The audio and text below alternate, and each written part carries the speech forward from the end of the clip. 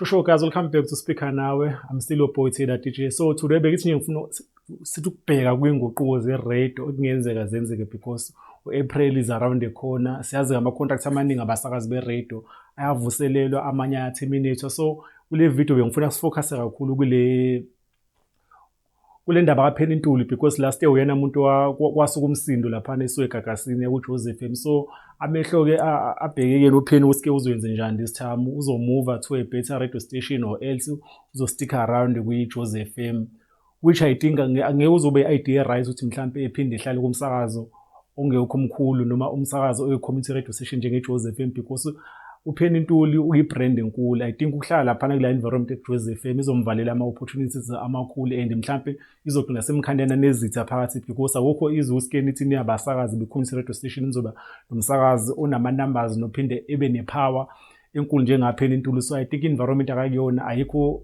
good for yena. So ama-radio station engafisa emuvele kuwona bekuyiKhaya FM or YFM because already useseJozi and I think engaba ne-impact enkulu kakhulu, engakwazi mhlawumbe ukuletha namanye ama-brand because already uvele usebenza nama-brand and umuntu onama-numbers. Abantu abaningi abanama-companies abarana ama-brand vele bayafisa ukusebenzisana nomuntu ofana noPenny because i-brand yakhe iqini kakhulu, umuntu nje ophethe ngale ndlela. Even kuma-event mhlezi ngimbone u-MC angaze ngibone noma ephethe iside because umuntu vele ulibuilda i-brand yakhe, uyayiphila leyo mpilo yakhe. So I think ukuthi ejoin i-YFM bengabenefitha kakhulu abantu be-YFM because uPenny eKZN like ama-brand amaningi afisa ukusebenzisana nawo else abanye basebenzisana naye as u-MC because uvele ule brand ethenjwayo. So I think ubenga-active enkulu kakhulu ke.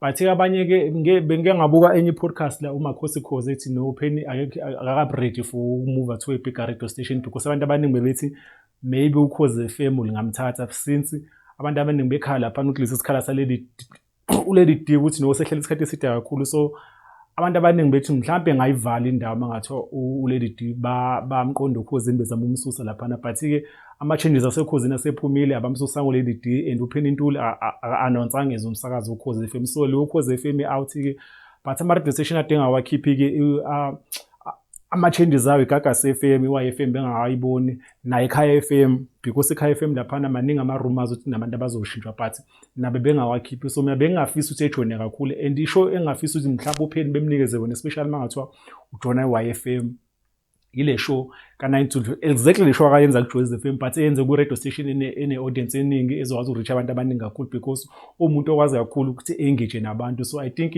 engaba good kuleyo hlelo even lela soKhozini leli ka-Lady D u9 to 12 engafike elishaya elibhekise ngale because ugude kakhulu interact nabantu. But ke so bona masekwenzeka u1 April ungeviki elizayo so uzama-changes athini but I think mawuthi uzoqhubeka hlala kuJoseph FM I think kuzobe kuyi-movie ezothanda ukumbambezela mhlawumbe uzoshiyakala because age yakhe besamvumela ukuthi mhlawumbe engavumela kuma-radio station like especially ama-radio station a-commercial or else mothi unelakhe ekwa-national so that iminyaka esamvumela ezokwazi ukukhombisa nontanga yakhe sesikhathi because ukustakha laphana ku-community radio station efana neJoseph FM akuzukumsiza kakhulu because ziningi ezinye izinto like ama-award izinto kumele ephinde invite kuzona yabo. So maye laphana I feel like uzovalela ngaphandle but nami umbono wami ngoSpeaker Nawe angilwi namuntu bengisho but uPenny Ntuli umsakazi engimthanda kakhulu and I think omunye umuntu abantu abaningi abamconfuse ukuthi mhlawumbe nama-numbers amaningi bezibeqala talent akanalo eradweni. uPenny Ntuli ugude kakhulu, omunye wabasakazi okwazi ukuthi uyematch